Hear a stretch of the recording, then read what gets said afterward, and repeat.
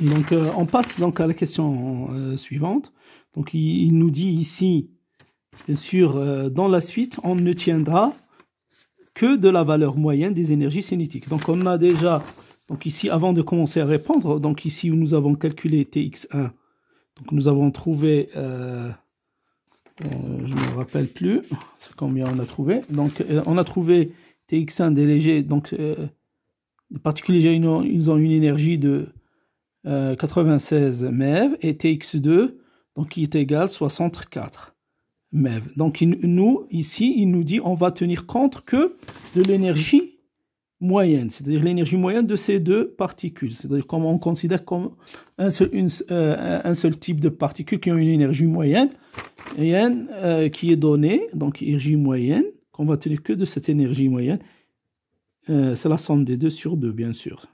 Donc 96 plus 64 sur 2. Donc ça, c'est donc ici qui est égal à 80 MeV. Donc la deuxième des choses, il nous dit, on admet que la perte d'énergie des fragments de fission à travers du dépôt peut varier d'entre 0 à 70 MeV, c'est-à-dire à travers le dépôt. Donc ici, pour comprendre qu'est-ce qui se passe, donc si je prends ça, c'est notre chambre à fission. Bon, je vais un peu agrandir la couche fine. Donc si par exemple mon neutron, le neutron il arrive sur l'uranium ici, et je vais considérer par exemple que j'ai ici, la réaction se produit ici. Donc mes deux éléments, par exemple X1, il va traverser cette couche pour arriver au gaz. Donc il va perdre une énergie dans la couche. La même chose pour le deuxième.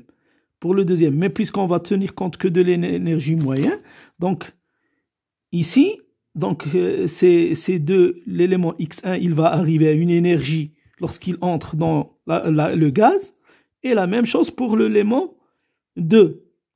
Donc il nous dit que la perte d'énergie, la perte d'énergie, il est entre 0 à 70 dans la couche ou dans le dépôt. Donc, pour calculer le signal qui est demandé ici, calculer la valeur minimale des impulsions du courant, donc on doit savoir quelle est l'énergie avec laquelle arrivent ces deux éléments dans le gaz.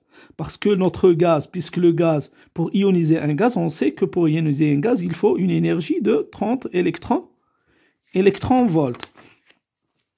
Donc il faut 30 électronvolts. Donc pour nous, on doit savoir quelle est l'énergie avec laquelle ils vont arriver les deux éléments dans le gaz, et puis calculer le nombre de charges qui seront créées dans notre chambre d'ionisation pour calculer notre signal. Comme on a fait avec la chambre d'ionisation pour les photons. Donc ici, la première des choses, on va voir quelle est l'énergie avec laquelle elle va arriver les deux éléments, puisqu'on va travailler avec l'énergie moyenne. Donc on va faire, donc puisque la perte elle est entre 0% jusqu'à 70%. Donc on a une perte maximale et une perte minimale. Lorsqu'on perd 70, donc une perte de 70% d'énergie. Donc c'est-à-dire l'énergie qui reste. Quelle est l'énergie qui reste pour les deux éléments? C'est l'énergie moyenne, parce qu'on va travailler, parce qu'ici il nous dit on tenait compte que de l'énergie moyenne, fois, donc on perd 70, donc combien il reste? Donc il reste, c'est fois 0,3. Où on fait, là, c'est l'énergie totale, moins l'énergie perdue. L'énergie perdue, c'est 70 fois l'énergie moyenne. Donc si on fait 100% moins ça, on va trouver donc 30%. Donc c'est 0,3. Donc ça, c'est l'énergie qui reste. Donc cette énergie qui reste, c'est elle qui va ioniser, donc de la particule, c'est avec elle que les particules ils vont ioniser le gaz.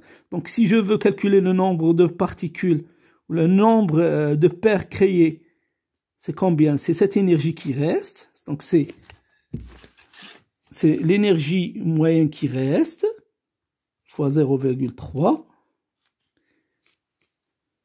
Bien sûr, sur l'énergie pour créer une paire. Donc déjà on a fait ceci. Donc l'énergie moyenne c'est 80, bien sûr fois 10 à la puissance 6, fois 0,3 sur 30. Donc si vous calculez ceci, je crois que vous allez trouver à peu près 4,270.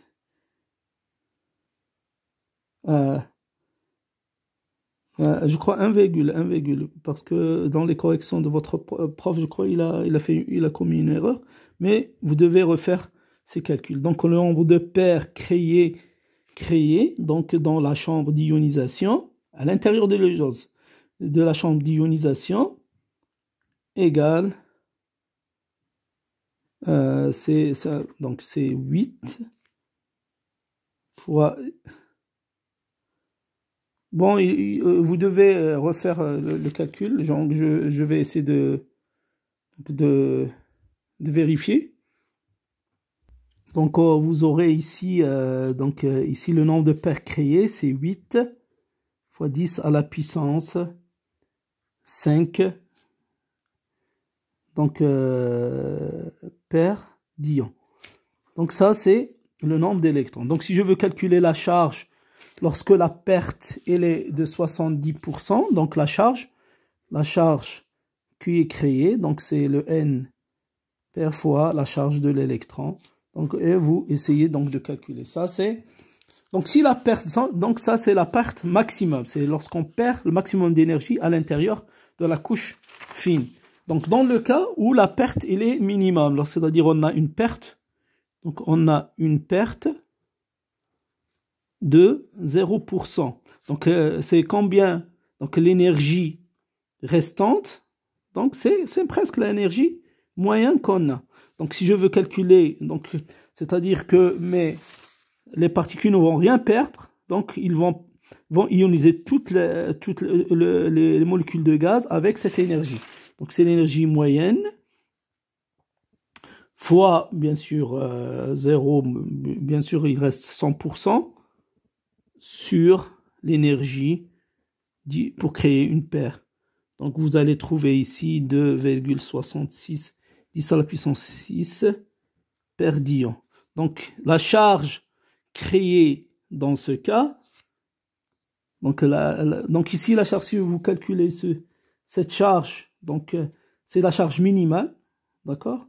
Ça c'est la charge minimale parce qu'on a perdu déjà une énergie, donc on va créer moins de charge que dans le cas où on ne perd rien.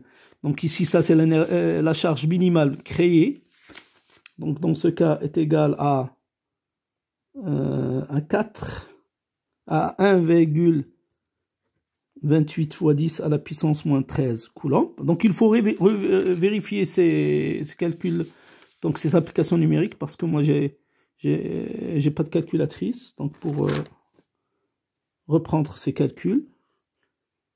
Et ici, donc on aura, c'est la charge maximale créée parce qu'on ne perd pas l'énergie dans les parois, et bien sûr, pardon, ça c'est le nombre, ça c'est le nombre de paires, donc nombre de paires créées lorsqu'on n'a pas de perte. Bien sûr, ici l'énergie restante est égale à l'énergie moyenne.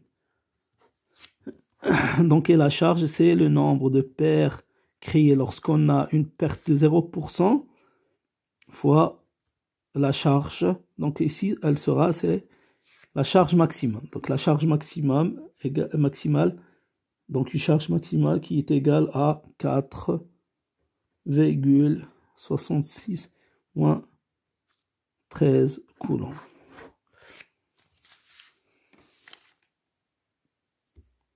Donc ici il nous dit, donc ça c'est un début parce que ce qu'on cherche c'est l'impulsion. D'accord? Donc je vais continuer dans une autre vidéo parce que c'est très difficile pour essayer donc de faire passer donc, ces vidéos sur YouTube. Donc je vais terminer dans une autre vidéo.